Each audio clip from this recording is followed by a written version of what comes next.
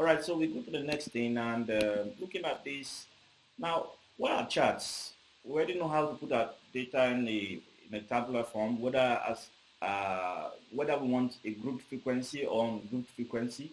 But there is another way to make your data much more okay. Your data beautiful also, so people can look at them and see the information or get information from your data easily and quickly.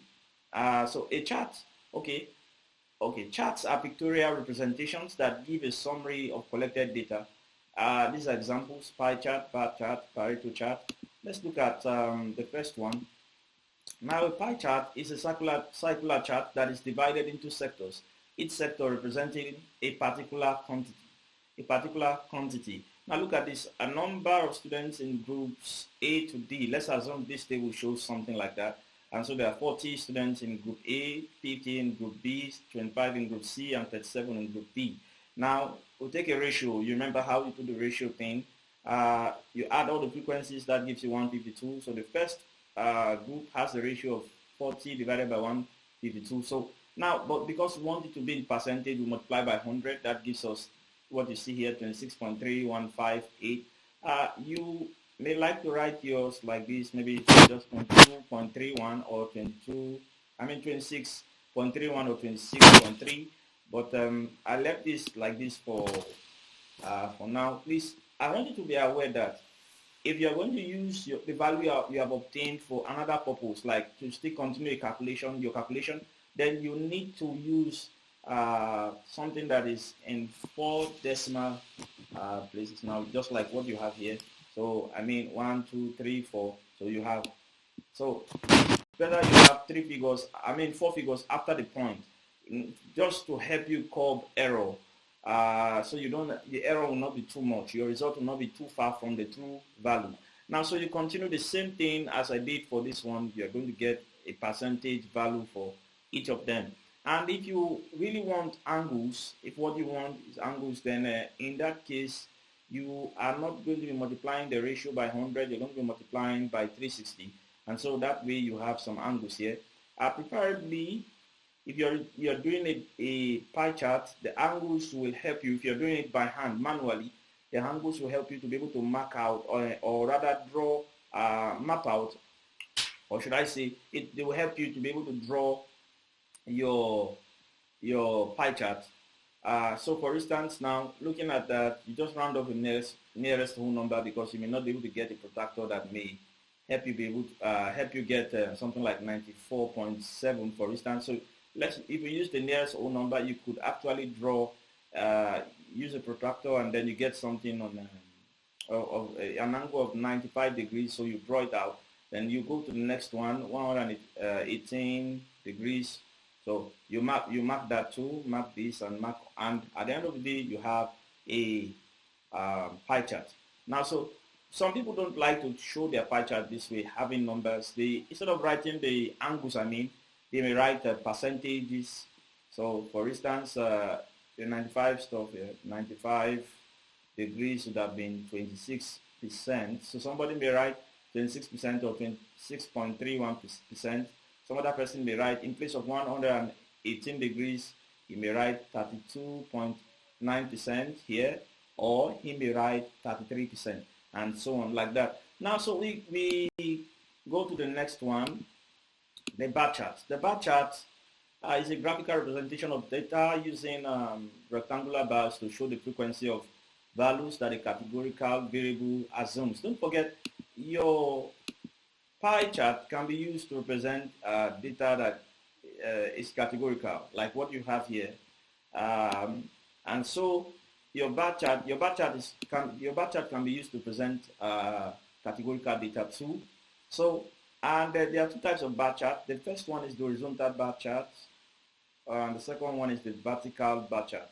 The vertical bar chart is commonly used than the horizontal one. Now, look. Using the data in table 1, the data we had before, obtain the bar chart below. What do? From the data we had, A had 40, the frequency for A was 40, so you just draw a bar that extends to 40. The frequency for B was 50, so you draw a bar that extends to 50. the frequency for C was 25. So you do the same thing. So 25 should be somewhere around here. So when you do that, you get that. And then finally, that of D was about 37%. So that's what you have. Now, when you go to the horizontal bar chart, you can see the difference. So the vertical bar chart starts from like up to down, down, up. On the horizontal bar chart starts from left to right, right to left, like that. So you get that. And but just like with the first one, A has a frequency of 40, so you have 40 here. B has a frequency of 50, so you have 50 here. C has a frequency of 25, so if you draw that down here, somewhat around like that, and somewhat around here, so you should have 25 thereabout. And the last one has a frequency of that's category D, 37, so you have something like that there. All right, now having done that, we go to the Pareto chart. The Pareto chart is a bar chart, but this time around you have what we call a cumulative percentage also with it. And look at it, and then you also arrange the bars in order of their frequency. So you notice that B has the highest frequency. Okay. B has the highest frequency, that's 50. And the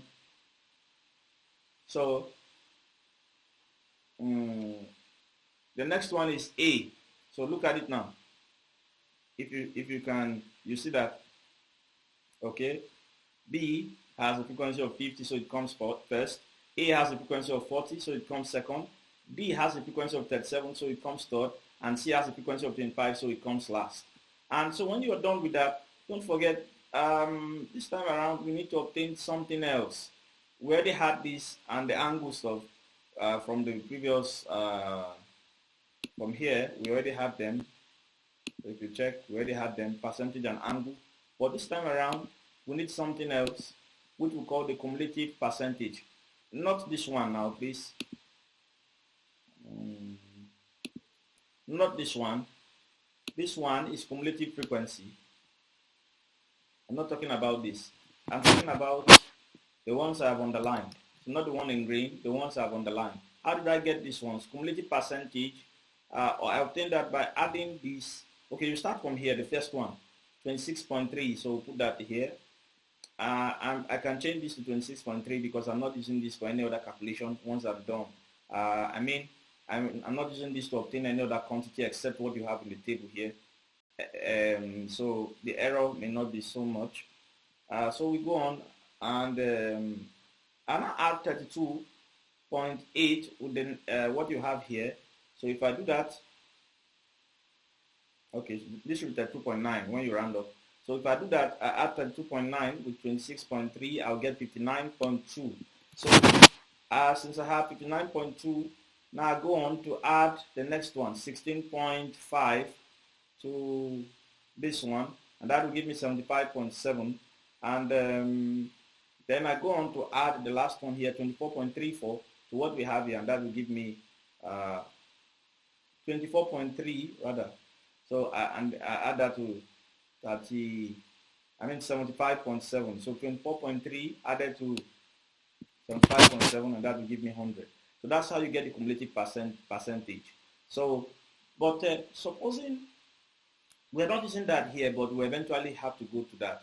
I wanted the cumulative frequency, then I'll not do that on cumulative percentage. I will not have done that on the percentage frequency. This is percentage frequency. In order for you to get the cumulative percentage frequency, you need to start working on what you have here. So you add this to this, then when you get the next value, you add this to that, you get the next one, then you add this to that, and you get the next one. But if we're interested in cumulative frequency, we would have done that with this. So we start with 40, and then we say, okay, 40 plus 50, that gives us 90. Then we say 25 plus 90, that gives us 115. And 37 plus 115, that will give us 152. Now, this frequency, this type we're doing is called the less than cumulative frequency. I didn't touch that earlier, but I'll do that later on. So both what I've obtained here and what I've obtained here are the less than type. Now, so later on, I will go to I'll go back and differentiate between the two. Now that we have our cumulative percentage, then we are going to have to plot that on this. So the first cumulative percentage you have there is 26.3. So you plot that, just look for the middle of this one. So let's see if I can do it.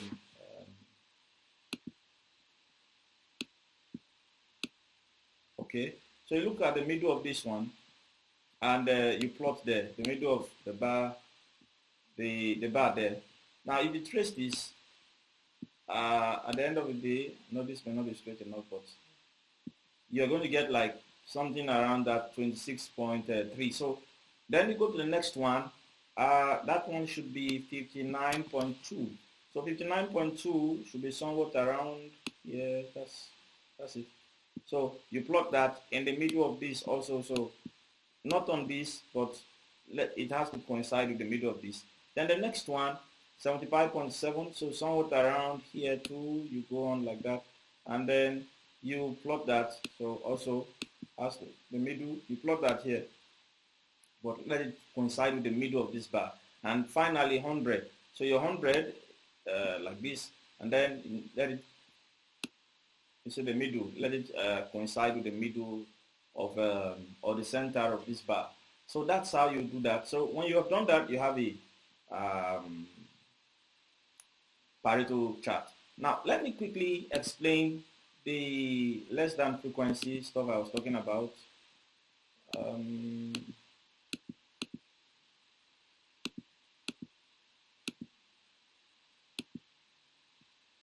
Okay, I think I'll just do that later on. I'll do that later on. So let's go to the next one. Okay, so we will need something about the less than and greater than cumulative frequency, but we'll do that soon. Now, a histogram is a graph that displays a grouped frequency distribution of a numerical value. Now, look at what we have here.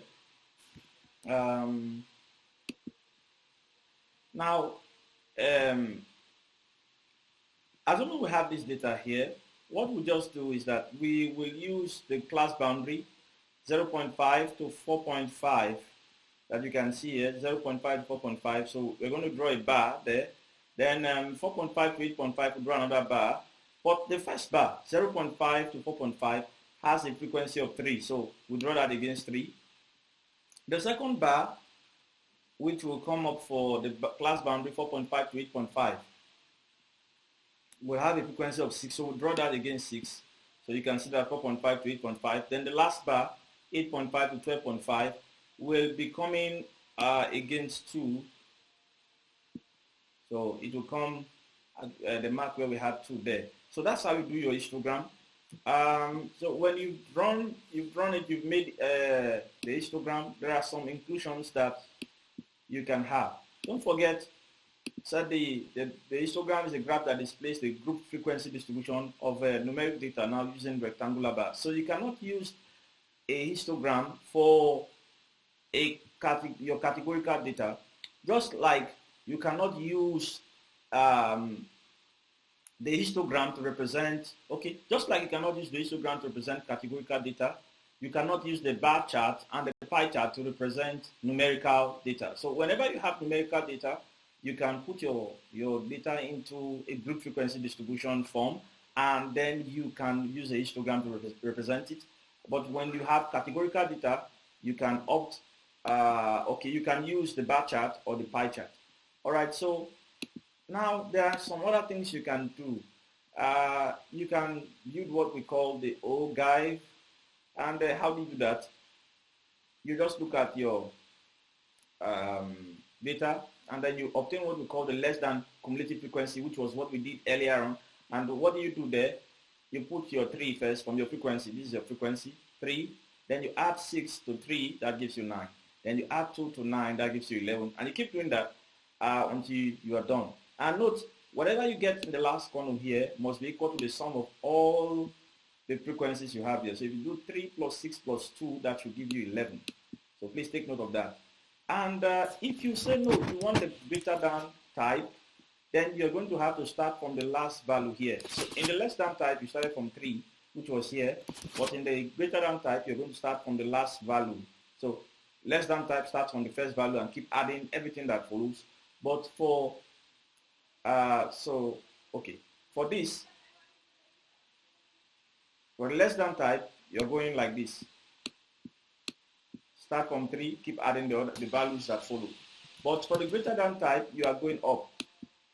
So start from 2 and keep adding the values that follow upward. Now look at this now. So you start from 2. Then what's the next value? 6. Add 6 to 2, that gives you 8. Then what's the next value? 3. Add 3 to 8, that gives you 11. So that's how you get the greater than type.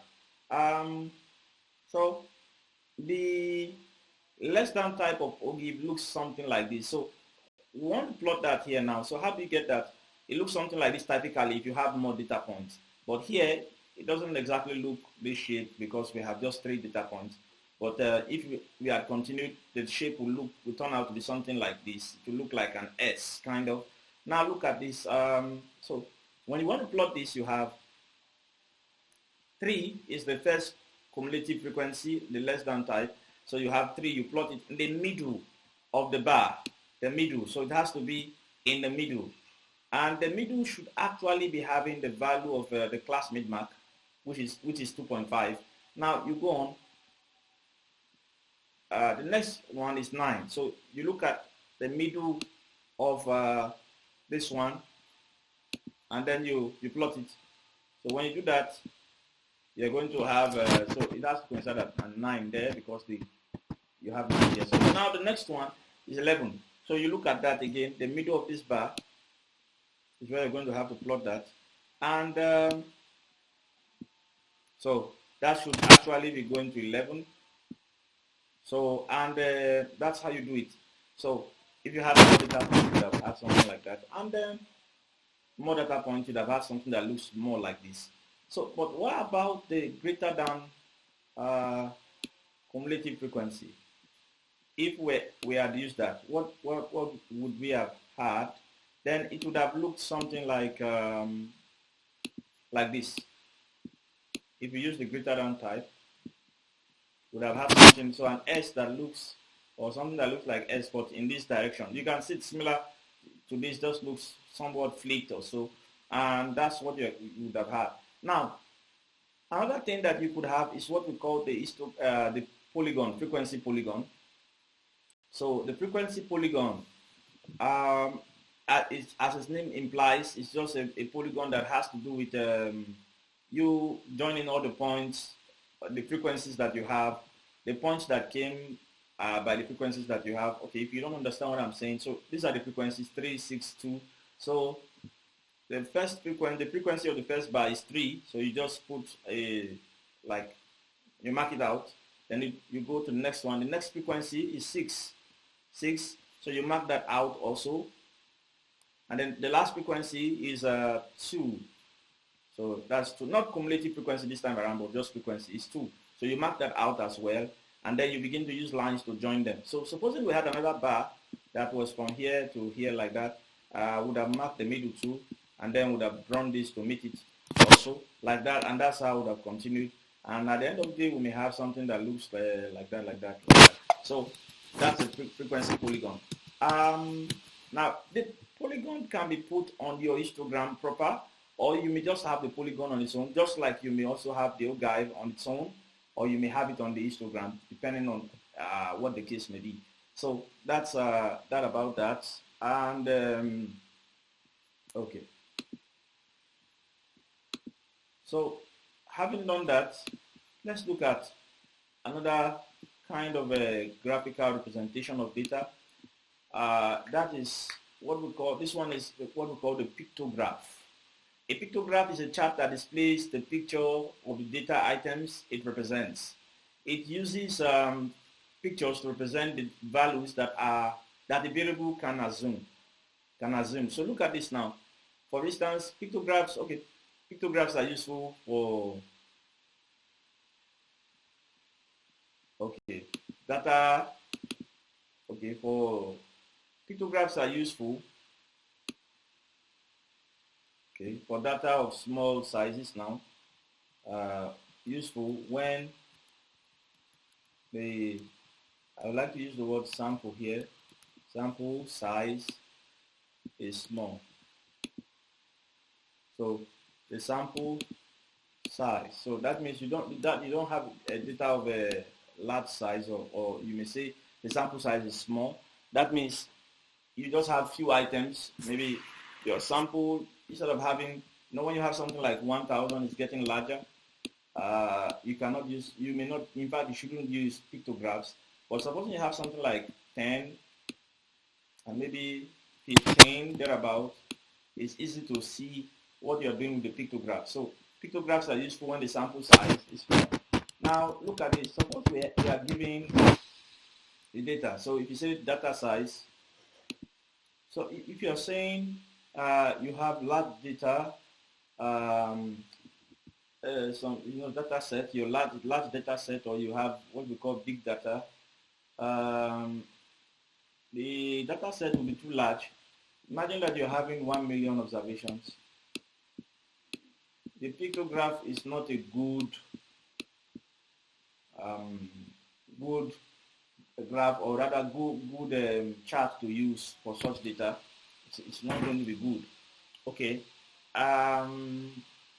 So, but when the data is just data of small size, okay, then you may use the pictograph. Okay, so that's that about that. So you may say when the data set is small, or you may say when the sample size is small. So depending on how you want to put it. So let's leave that way.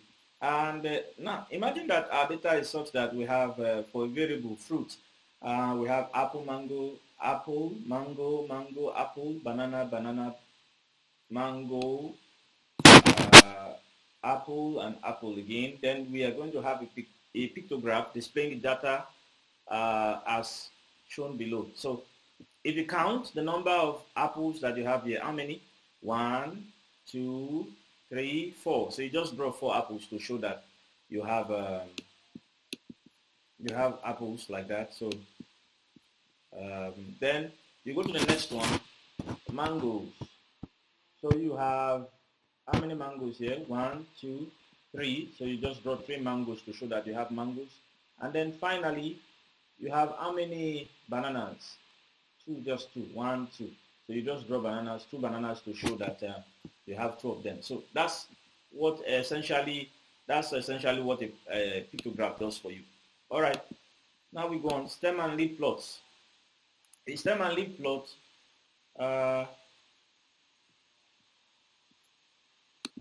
is a type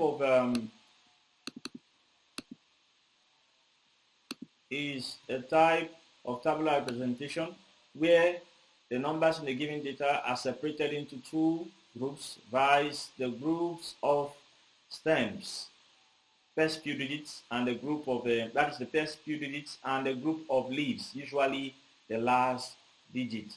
Now, I'm going to illustrate what that means. So let's look at it.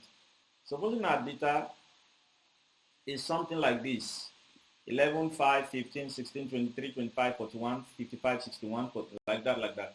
Then the first one, 11, can be represented by putting, so the leaf, or rather the leaf here, so because we're going to have leaves. These are the leaves. These are the leaves. All these that you see are the leaves. So I'm dealing with the first leaf. The first leaf is 1. So 11. So when you take 11, the leaf will be 1, and the stem will be 1. So every number that starts with 1 is going to have a leaf of 1. So let's look at 15 now, for instance. The next number is 15. The first number is 11. So 11, 15. Let's use a marker that can. Okay. 11, 15, 16. Or 13 are numbers that start with 1. So their leaf, in this regard now, their leaf will be 1. But what are the stems? So the first one, 11, has a stem of 1. Next one, 15, has a stem of 5. The next one, 16, has a stem of 6. The next one, 13, has a stem of 3. So that's how you do that one. So you go to the next number. Let me use another marker for that one. And the numbers will start with 2. Let's take them this time around. We have 23, 25. Okay, those are the only two numbers that start with 2. So their leaf this time around is going to be 2.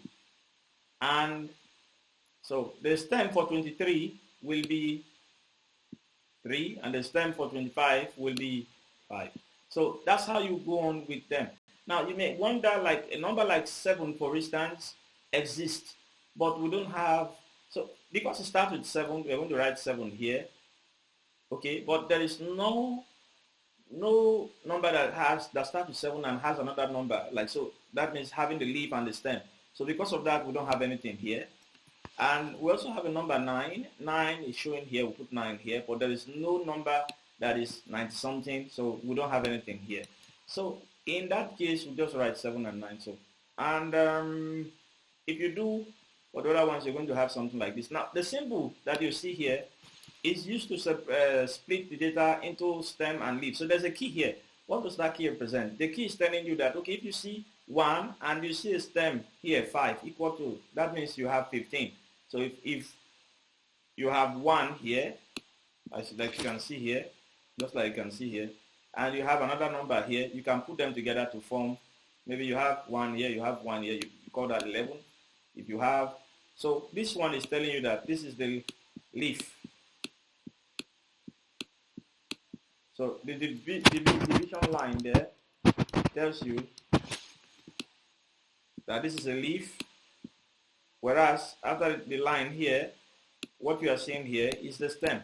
That's what it's telling you. So you can put them together to get 15. Now there are cases where you may have something like this. If the key tells you and it says this is 1, this is the divisor, or rather the dividing line here, and it says equal to 1.5. That means it's telling you that it's now dealing with decimal. So anytime you see maybe 1 here, you see 5 here, so this will mean 1.6. So you need to be very careful and check the key very well. All right, so having known that, okay, I've established that there are situations where you may not have. So what about a situation where you don't have 7, you don't have 9? Then you would not have you would have had no need to write 7 and 9 here. There would have been no need to do that. So that's how your stem and leaf plot goes.